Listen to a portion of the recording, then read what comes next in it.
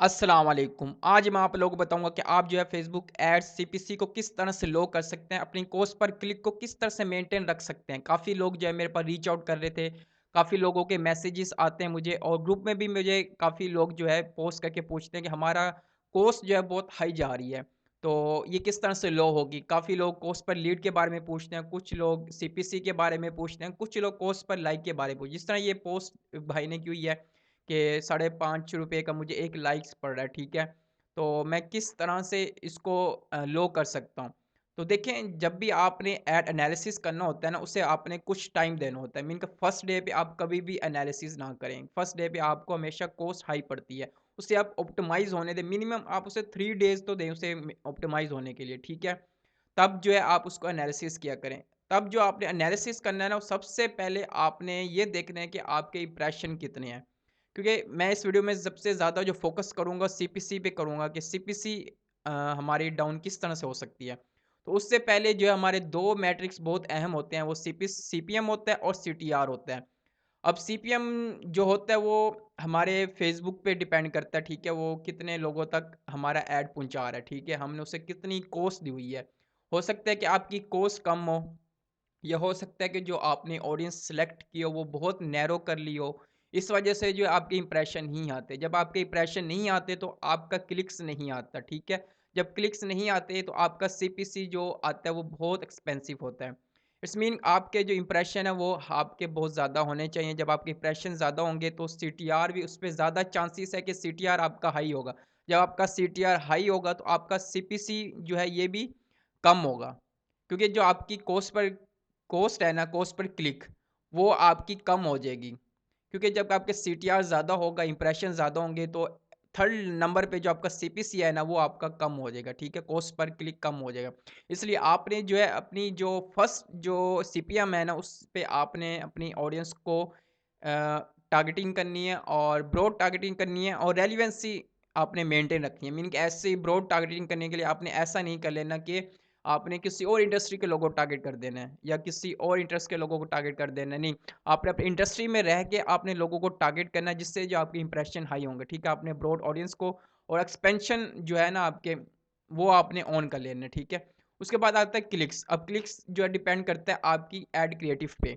आपका add creative अच्छा होना चाहिए। अगर आप सीपीएम होता है कि आपके लोगों तक आपका एड जा रहा है, ठीक है? यहाँ आप देख लें, यहाँ पे भाई के इंप्रेशन बहुत कम है, ठीक है? उसके बाद रीच भी कम है। इस वजह से जो है कॉस्ट एक्सपेंसिव पड़ रही है। अगर आप चाहते हैं कि इंप्रेशन ज़्यादा आएँ, तो आपने ब्रॉड ऑडियंस को टारगेट करना है, ठीक है? आपने एक्सपेंशन उसको ऑन कर लेना है और आपने रेलेवेंसी मेंटेन रखनी है, ठीक है? आपने इंडस्ट्री में ही रहकर आपने ब्रॉड ऑडियंस को टारगेट करना है। ये टॉप ऑफ द फनल लोगों को आपने टारगेट करने का तरीका है, ठीक है? आपने इंप्रेशन को आपने हाई रखना है।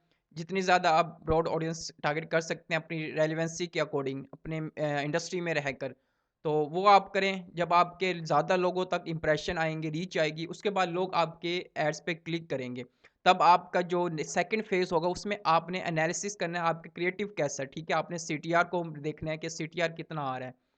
तो आपका सीटीआर अच्छा होगा, उसके बाद आपने कॉस्ट पर क्लिक पे जाना है, ठीक है? उसके बाद आपने अपने कॉस्ट पर रिज़ल्ट पे जाना है। मीनिंग आपके इंप्रेशन आ गए, रीच आ रही, बहुत अच्छी रीच आ रही है आपकी।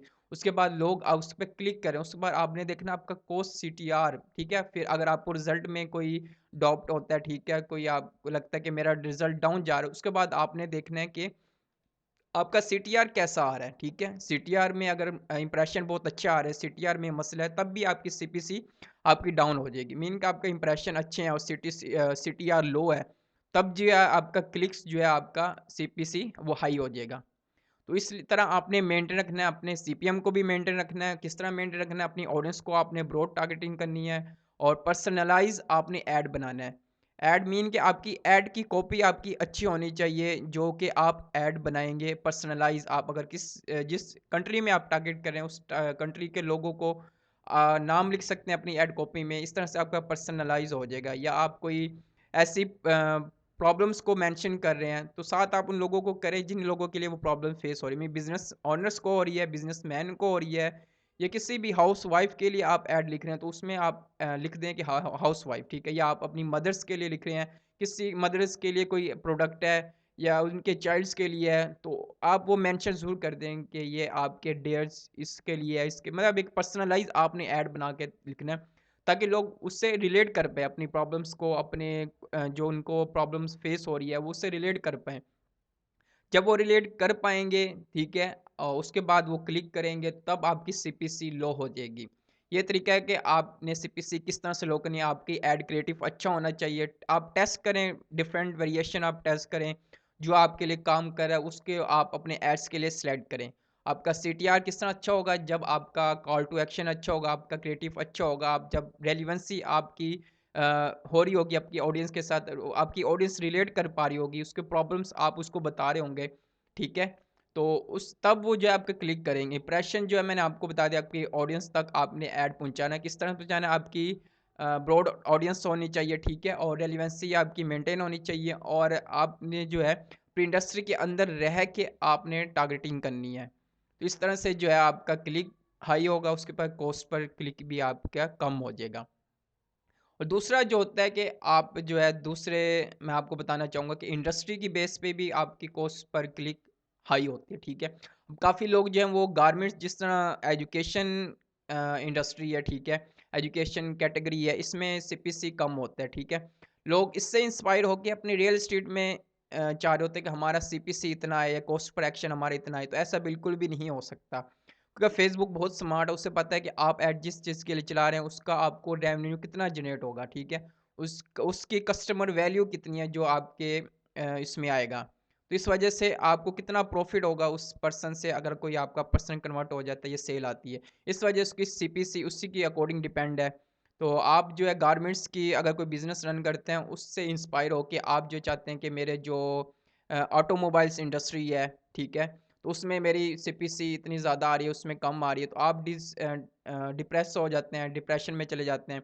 तो आपने ऐसा बिल्कुल ही नहीं करना, क्योंकि इंडस्ट्री पे डिपेंड करता है कि आप किस इंडस्ट्री में एड्स चला रहे हैं, तो उसके अकॉर्डिंग सीपीसी आपको पड़ती है, उसके अकॉर्डिंग आप जो सीपीसी पे करते हैं, कॉस्ट पर क्लिक या कॉस्ट पर एक्शन, ठीक है?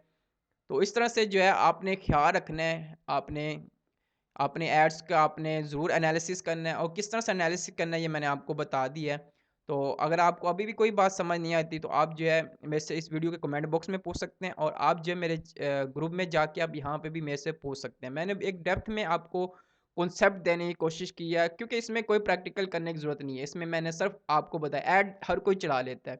ऐड मैंने पहले आपको बताया, पूरी वीडियोज़ मैंने बनाई हुई है, मेरे प्लेलिस्ट में काफ़ी वीडियोज़ हैं जिस तरह ऐड आपने चलाना है, ठीक है? लेकिन अब होता है अंडरस्टैंडिंग, कि मैंने आपको समझाना है किस तरह से आप जो है अपनी कोर्स को लो कर सकते हैं। तो इसमें जस्ट आपको कॉन्सेप्ट देना होता है, बाकी आपने उसे अप्लाई करना होता है अपने बिज़नेस में, उसे देखना होता है, ठीक है? और एनालिसिस करना होता है। इस तरह से जो है आप आहिस्ता-आहिस्ता ग्रेजुअली आप उसे सीखेंगे। तो उम्मीद है कि आपको समझ आ गया, अगर नहीं समझ आए तो आप जो है फर्दर मेरे से पूछ सकते हैं, मेरे पास रीच आउट कर सकते हैं।